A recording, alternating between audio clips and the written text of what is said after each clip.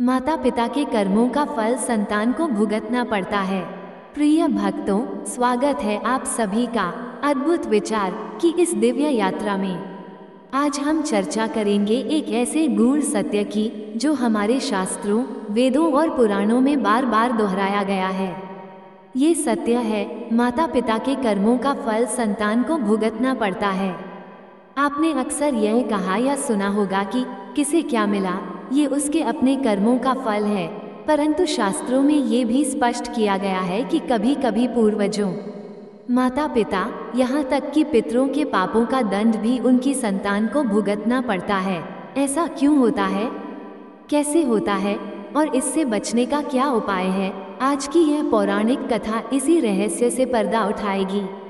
पौराणिक कथा, राजा नहुष और ययाति वंश का श्राप। ये कथा जुड़ी है एक अत्यंत तेजस्वी, बुद्धिमान और धर्मपरायण राजा नहुष से, जो चंद्रवंश के प्रतापी राजा थे। नहुष की कीर्ति चारों दिशाओं में फैली हुई थी। अपने तप, बल और नीति के बल पर उन्होंने स्वर्गलोक के इंद्रपद तक को प्राप्त कर लिया था। जब इंद्र ने वृत्रासुर के वध के बाद ब्रह्महत्या के दोष से पीड़ित होकर ध्यान में चले गए, तो देवताओं ने किसी योग्य व्यक्ति की खोज आरंभ की जो इंद्र के स्थान को संभाल सके। तब देवगुरु बृहस्पति की सलाह पर नहुष को देवताओं का राजा बना दिया गया।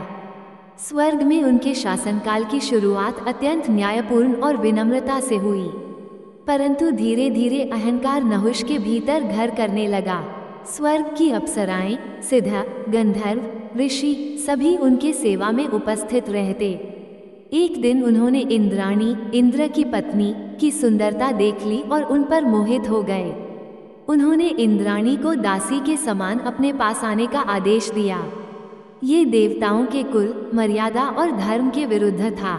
इंद्राणी ने समय मांगा और उस बीच में देवताओं ने इस दुराचार से निपटने के लिए एक युक्ति सोची।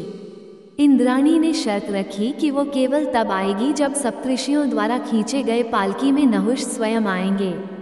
नहुष, जो अब तक अपने विवेक और विनम्रता के लिए विख्यात थे, अब अहंकार और काम के वशीभूत हो चुके थे। उन्होंने 7 ऋषियों से अपनी पालकी खींचवाई। उन्हीं में एक थे महर्षि अगस्त्य। जब पालकी झुकी तो नहुष ने महर्षि अगस्त्य को सर्प सर्प कहते हुए डांट दिया।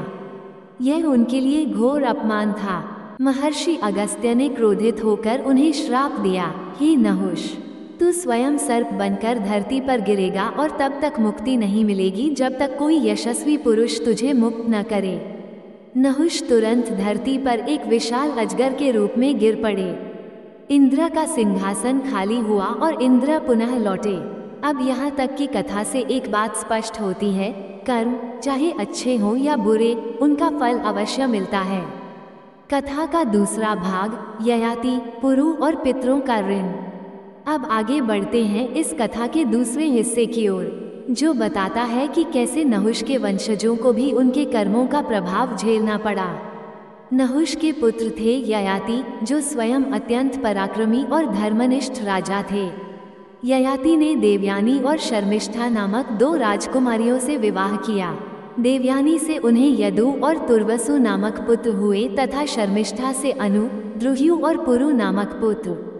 ययाति का जीवन शांतिपूर्वक चल रहा था, लेकिन एक दिन उन्होंने एक स्त्री के प्रति अत्यधिक आसक्ति के कारण ब्रह्मचर्य का उल्लंघन कर दिया।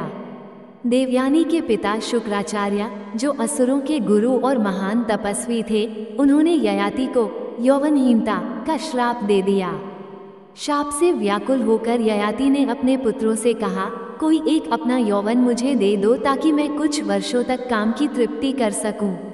यदु, तुर्वसु, अनु और द्रुह्यु ने मना कर दिया, परंतु पुरु, जो सबसे छोटा पुत्र था, उसने अपने पिता को अपना यौवन दे दिया। ययाति ने वर्षों तक भोग विलास किया। अंततः जब उन्हें समझ आया कि कामना का कोई अंत नहीं होता, तब उन्होंने यौवन लौटाकर वंगमन कर लिया। अब ध्यान दें, यदु और अन्य पुत्रों ने पिता की आज्ञा नहीं मानी थी, इसलिए ययाति ने उन्हें अपने उत्तराधिकार से वंचित कर दिया और पुरु को अपना उत्तराधिकारी बनाया। इसीलिए आज हम पुरुवंश, कुरुवंश आदि का उल्लेख सुनते हैं, न कि यदुवंश का। यहाँ ये सिद्ध होता है कि पुत्रों को पिता के कर्मों के कारण या तो आशीर्वाद या शाप दोनों का उत्तराधिकारी बनना पड़ता है। गर्भ और कर्म का सूक्ष्म संबंध शास्त्रीय दृष्टिकोण।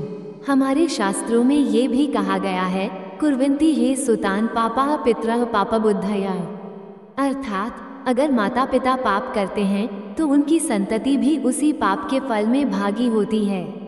ये फल केवल सामाजिक नहीं बल्कि आध्यात्मिक और सूक्ष्म स्तर पर भी संतानों को प्रभावित करते हैं। गरुड़ पुराण, मनुस्मृति, स्कंद पुराण जैसे ग्रंथों में ये बार बार कहा गया है कि पितृदोष की उपस्थिति संतान में अवश्य प्रकट होती है। यही कारण है कि ज्योतिष में कुंडली में पितृदोष, शापित योग, ग्रहण दोष आदि की बात होती है। उदाहरण स्वरूप अगर किसी ने पूर्व जन्म में या जीवन में गौहत्या, ब्रह्महत्या, कन्यावध, वचनभंग, अतिथि का अपमान जैसे घोर पाप किए हैं तो उनकी संतान को निसंतानता, मानसिक रोग, असमय मृत्यु, विवाह में बाधा जैसी समस्याओं का सामना करना पड़ता है। अब आइए इसके सबसे प्रसिद्ध उदाहरण की ओर बढ़ते हैं, श्री राम और राजा दशरथ। राजा दशरथ अत्यंत धर्मात्मा और सत्यव्रती राजा थे, लेकिन एक बार उन्होंने एक भयानक भूल कर दी। एक दिन जब वे वन में शिकार के लिए गए तो उन्होंने किसी को जल भरते हुए देखा और बिना देखे बाण चला दिया। वो कोई पशु नहीं बल्कि श्रवण कुमार था, जो अपने अंधे माता पिता को कांव में बिठाकर तीर्थ यात्रा पर ले जा रहा था।